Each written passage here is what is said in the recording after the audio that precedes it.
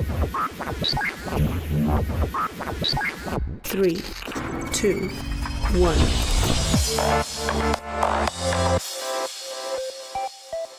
Bonjour à toutes et à tous et bienvenue dans ce deuxième opus de notre podcast Leadership. Parlons leadership. Alors je vous rappelle que c'est un podcast qui est fait pour parler de leadership, pour faire parler nos leaders internes autour du leadership. J'ai le plaisir aujourd'hui d'être avec Stéphanie Kong, ma collègue. Bonjour Sandrine. Et nous avons le plaisir d'accueillir Julia Superina. Bonjour. Salut Julia, bienvenue à toi. Merci d'avoir accepté de nous rejoindre pour ce podcast Leadership que j'aurai le plaisir de co-animer avec Sandrine Fourier, ma collègue à l'Université Groupe du Management.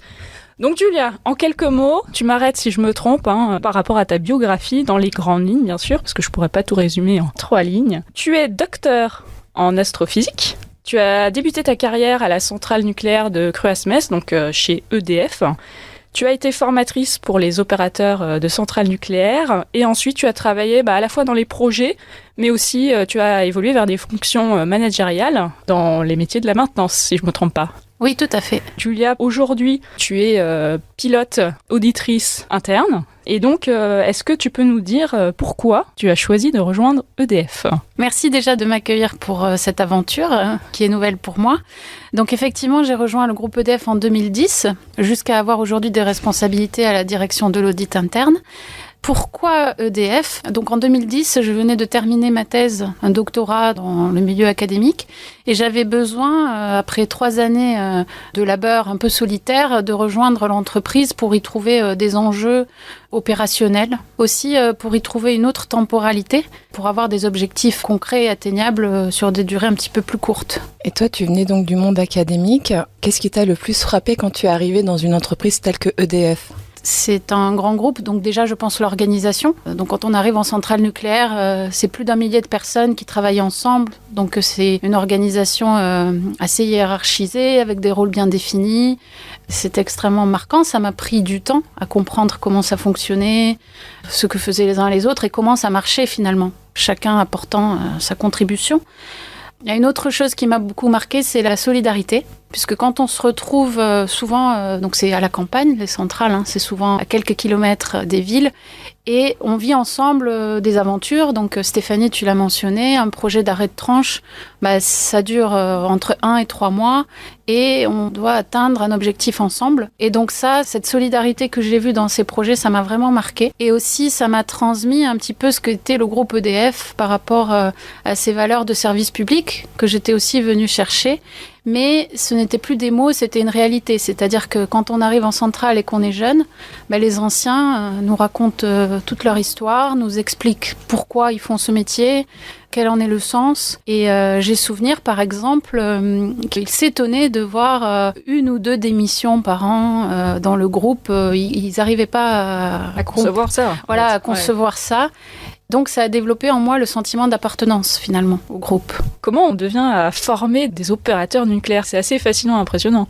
Une des raisons pour lesquelles j'ai choisi EDF, c'est aussi qu'EDF proposait un parcours et pas juste un poste. Donc on me proposait d'être formée moi-même pour réaliser cette première mission. Et effectivement, un des facteurs qui m'ont aidée, c'est que j'étais dans un service où il y avait des jeunes comme moi, sortis d'école, et des anciens. C'était un mélange entre des gens très expérimentés et des nouveaux, sachant que pour former les opérateurs nucléaires, on les forme à 2 choses. La première, c'est la conduite en situation normale. Donc ça, c'était plutôt confié aux gens expérimentés. Et la conduite aux situations accidentelles, pour lesquelles il faut se préparer. Et donc là, c'était donné aux jeunes comme moi qui avaient tous les moyens pour y arriver, puisque c'est quelque chose qui n'arrive pas.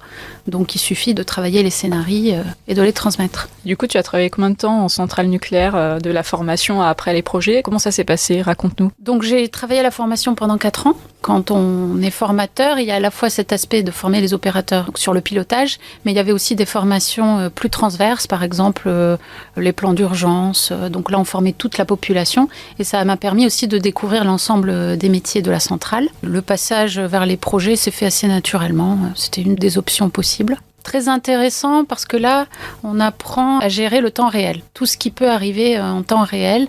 Donc c'est une phase préparation, mais après il y a toute la phase gestion du temps réel, gestion d'aléas, prise de décision qui se développe dans ces postes-là. Si tu devais recommencer ton arrivée à EDF, si on te donnait cette opportunité, Qu'est-ce que tu changerais? Qu'est-ce que tu garderais? Je changerai pas radicalement. Après, je pense que ces postes m'ont appris que faut prendre le temps pour changer les choses. Il faut prendre le temps de bien les comprendre et d'amener avec soi les gens qui nous entourent, et que la réussite, c'est une réussite collective. Et donc, je prendrai peut-être les choses un peu plus lentement, parce que quand je suis arrivée, voilà, j'avais plein d'énergie et une vraie volonté de la transmettre et de faire plein de choses. Il m'a fallu un petit peu de temps pour comprendre qu'il fallait choisir ses combats, qu'on ne pouvait pas tout lancer en parallèle. J'adapterai peut-être. Plus d'humilité en arrivant, donc moins d'ambition peut-être d'un coup. C'est vraiment lié à la temporalité, s'adapter aux gens qui nous entourent. Et je pense que c'est pas forcément une question d'humilité, c'est plutôt une question de comprendre l'équipe dans laquelle on est et de comprendre son rythme. J'ai souvenir qu'on me disait en allant marcher à la cantine que je marchais vite. Voilà.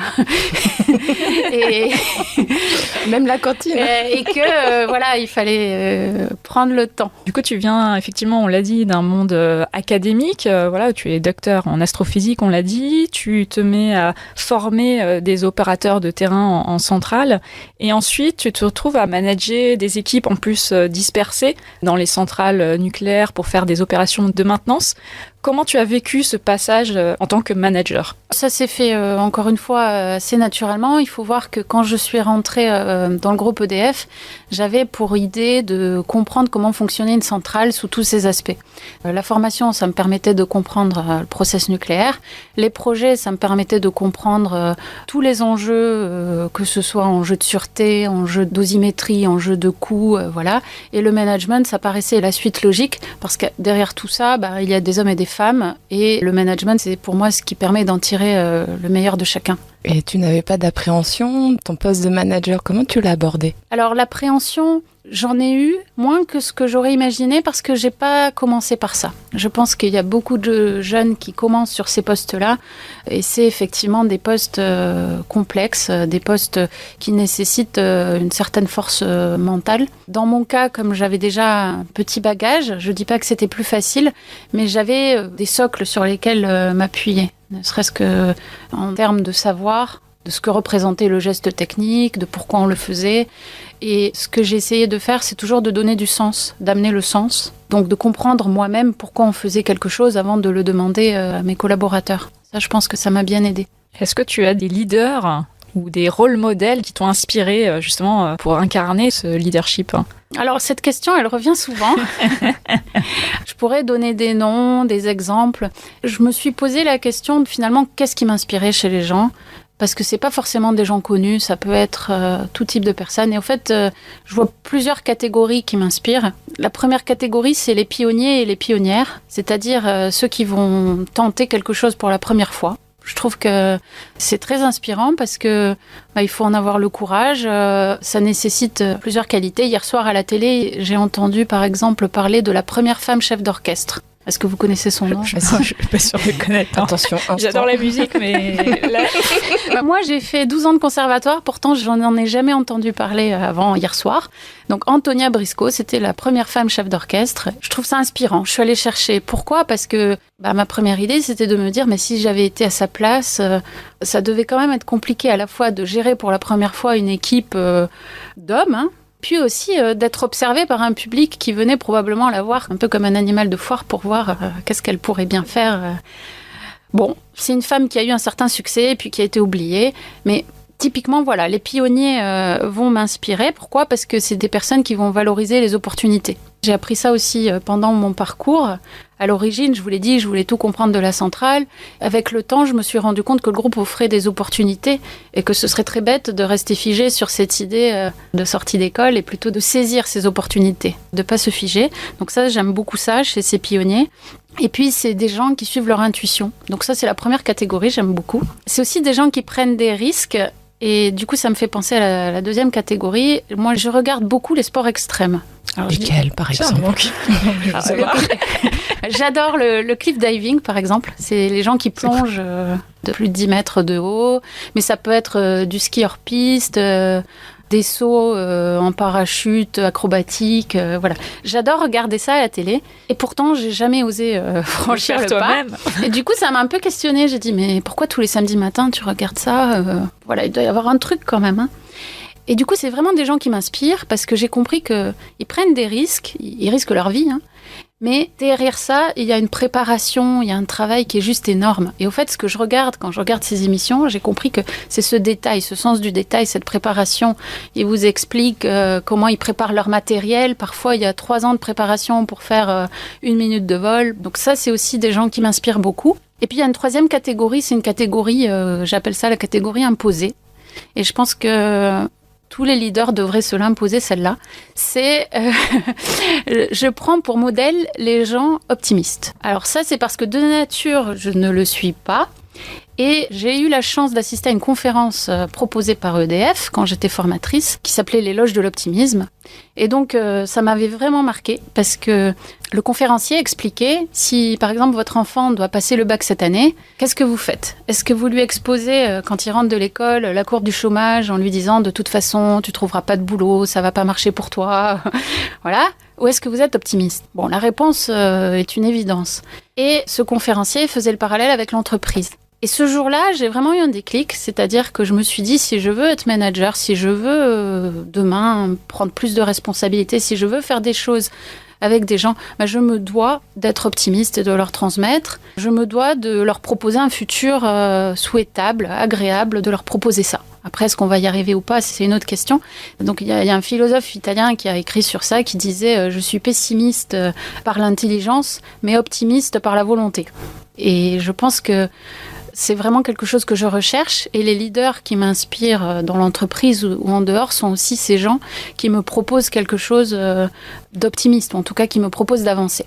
Donc pionnier, preneur de risques et donc optimiste. Est-ce que c'est ces caractéristiques qui t'ont amené aujourd'hui à la direction de l'audit interne ? Oui, aussi.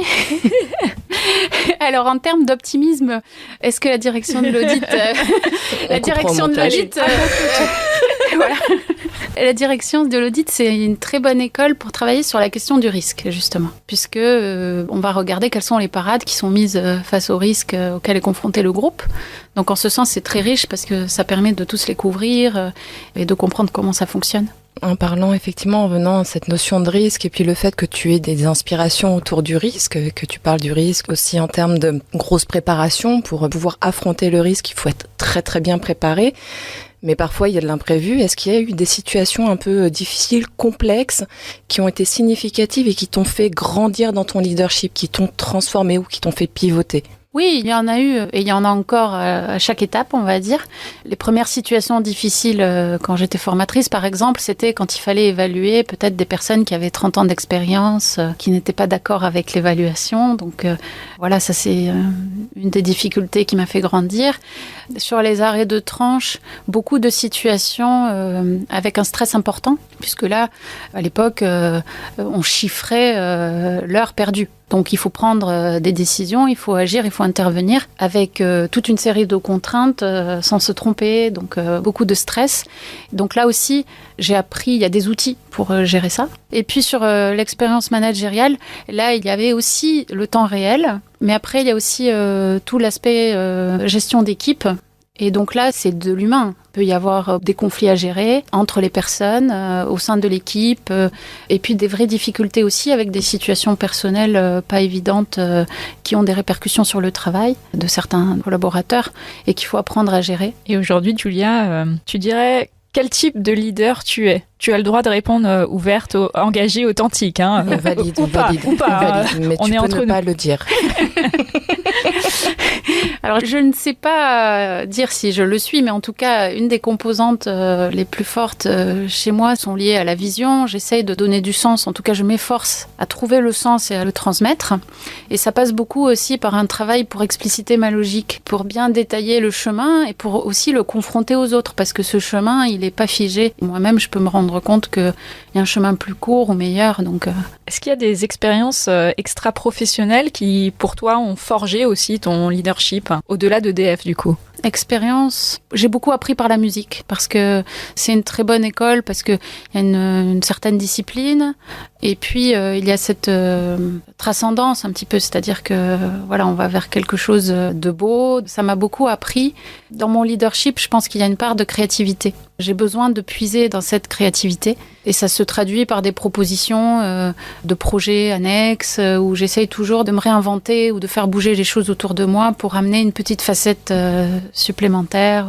Donc au fait, ça, je vais le puiser dans mes passions, dans la lecture, dans l'histoire de l'art. Ça tombe bien, on allait poser la question effectivement de comment tu te ressources. Alors là, c'est comment tu enrichis ta créativité, comment tu t'oxygènes, comment tu fais en sorte d'être toujours une bonne version de toi-même, si ce n'est la meilleure, et comment tu arrives à te recharger, quoi. Alors moi, pour me recharger, j'ai besoin de varier. Et puis j'essaye à chaque fois de trouver de nouvelles choses. Donc avec le Covid, j'ai commencé le sport. J'avais arrêté pendant quelques années, je m'y suis remise. On est nombreux dans ce cas-là. Je pense qu'on devrait tous se suivre. Voilà, là c'est devenu quelque chose d'essentiel. Et après, je fonctionne beaucoup par thème. Je choisis un thème de l'horlogerie, donc ça me passionne. Je vais lire, chercher, aller voir à Genève les montres exposées lors du Grand Prix d'horlogerie qui a lieu dans 15 jours pour ceux qui seraient intéressés. Le message est voilà. passé. Et puis quand j'arrive au bout d'une thématique, j'en choisis une autre et j'avance. Je viens de rencontrer quelqu'un comme moi. Est-ce que du coup tu dirais que tu es quelqu'un qui peut se lasser facilement parce qu'on sent que tu as cette envie de toujours rechercher quelque chose de nouveau? Alors, me lasser, je ne sais pas. Aujourd'hui, j'y travaille. Comme je vous disais, j'essaie toujours d'avoir l'orientation principale et des orientations secondaires. Parce que j'ai compris que c'est un besoin pour moi et que pour être performante dans mon quotidien, il faut que je me nourrisse par des expériences un peu satellites. Et donc, en ce sens, se ressourcer, c'est important et j'essaie de les cultiver aussi en dehors du travail pour être suffisamment nourrie. Et en tant que manager, c'est évident de maintenir un bon équilibre entre effectivement toutes ces dimensions, sa vie perso, sa vie professionnelle qui peut être très très prenante. Comment fais-tu? Est-ce que tu arrives à équilibrer tout ça? C'est vrai que quand je repense à mes 10 ans d'expérience, c'est des réalités très différentes en fonction des postes et en fonction des responsabilités. C'est pour ça qu'on nous conseille, et je pense que c'est un bon conseil d'alterner avec des expériences managériales, on va dire, où on est très pris, soit par le temps réel, soit par des équipes qui peuvent être parfois compliquées, et des postes où on est plus en recul, qui peuvent avoir des enjeux tout aussi importants, mais moins la dimension opérationnelle, où je pense que c'est une des techniques pour y arriver. Et puis aussi, l'autre chose, c'est peut-être quelque chose qui rejoint l'authenticité, mais c'est de savoir en parler. Moi, je trouve très appréciable les leaders qui savent aussi dire aujourd'hui, je suis pas au top de ma forme. Donc, pour prendre telle décision, je vais peut-être demander l'avis de mon adjoint ou je vais peut-être faire un tour de table pour voir ce qu'en pensent mes collaborateurs. Je pense que c'est aussi une manière finalement d'arriver à concilier, puisque on peut tous avoir des moments personnels plus compliqués ou ne pas être au top tous les jours. Savoir admettre sa vulnérabilité, donc. Oui. Ça, c'est important pour toi. Oui. Et aussi savoir s'entourer. C'est une idée que j'ai commencé à explorer assez récemment, mais de s'entourer de personnes différentes de soi, pour justement aussi pouvoir compenser. Quelqu'un comme moi, qui est plutôt créatif, s'il s'entoure de plein de gens créatifs, ça va pas le faire. Parce qu'à un moment donné, il y aura trop d'idées, on va pas être d'accord. Puis il faut faire après. Il faut faire. Voilà, donc aussi toujours penser à s'associer en complémentarité avec les autres. Est-ce que c'est le conseil que tu donnerais à la jeune Julia qui démarre sa carrière chez EDF, ou tu en aurais un autre de conseil si tu pouvais lui parler là? Oui, je pense que ce serait un bon conseil. Je lui dirais aussi d'apprendre à se connaître et de se connaître à tout instant. C'est-à-dire que c'est pas un travail qu'on fait une fois et puis c'est fini. C'est un travail à poursuivre. C'est un processus tout au long de la vie. Oui. Et à l'inverse, si tu pouvais donner un message à la Julia du futur, qu'est-ce que tu lui dirais? Je lui dirais aujourd'hui de continuer sereinement, de se fier à son intuition. J'ai la chance d'être dans un collectif très riche et très divers, donc de continuer à partager avec des expériences très différentes. Qu'est-ce qu'elle aurait réalisé, cette Julia du futur? Quel serait son plus bel accomplissement? Est-ce que tu y as déjà pensé? Et si oui, il ressemblerait à quoi? Bon, on a la chance de travailler dans un groupe qui a des enjeux importants pour la planète, donc je pense que c'est assez facile pour chacun d'y adhérer et puis d'avancer dans cette direction. Après, il y a un autre aspect qui me tient à cœur et où je serais fière si je pouvais y contribuer. C'est un peu lié à des enjeux de notre société, c'est-à-dire le renouvellement des compétences. Aujourd'hui, on sait qu'avec la digitalisation, avec l'intelligence artificielle, avec toutes les transformations qui sont en cours au niveau de la société, il y a des métiers qui vont disparaître, il y a des gens qui vont devoir se réinventer. Ce serait important pour moi de contribuer à cette réflexion. Comment sera l'entreprise de demain ? Comment sera le travail aussi ? Est-ce qu'on travaillera toujours autant ? Est-ce qu'on aura tous du travail ? Quel est le sens de ce travail ? Donc toutes ces questions sont, je pense, encore à leur prémisse. Et moi, j'aimerais bien qu'on se les pose peut-être un petit peu plus et pouvoir dire dans 20 ans que j'ai contribué à faire en sorte que le groupe EDF puisse continuer à offrir un travail qui fait sens à tous les collaborateurs. C'est un joli mot de la fin, ça. C'est un très très joli Mais j'ai quand même envie de poser une dernière question. Voilà. Et puis là, tu ne vas pas t'échapper comme ça. Est-ce que tu pourrais nous partager une fierté que tu as eue, une réalisation justement passée, où tu dis ça, je suis quand même contente, quoi. C'est compliqué, Stéphanie, comme question. T'as le temps de réflexion. Une fierté, je sais pas, mais en tout cas, moi, ma vraie fierté, c'est de n'avoir jamais lâché. Même quand c'est difficile, d'aller jusqu'au bout. En tout cas, de faire vraiment le tour de la question avant de passer à autre chose, parce que je pense que si on s'arrête lorsqu'on rencontre une difficulté, on ne peut pas grandir, on ne peut pas vraiment tourner la page. Donc, en ce sens, je suis fière parce que la thèse, c'était quelque chose de majeur, mais au niveau professionnel aussi, chaque expérience a eu aussi des étapes plus difficiles. Et je suis toujours allée au bout. Persévérance et résilience. Parfait. Ça y est, on arrive au mot de la fin. Sandrine, à toi. Oh là, donc merci infiniment Julia de t'être prêtée à l'exercice. Merci Julia. Qui n'est pas évident, on le sait tous et toutes.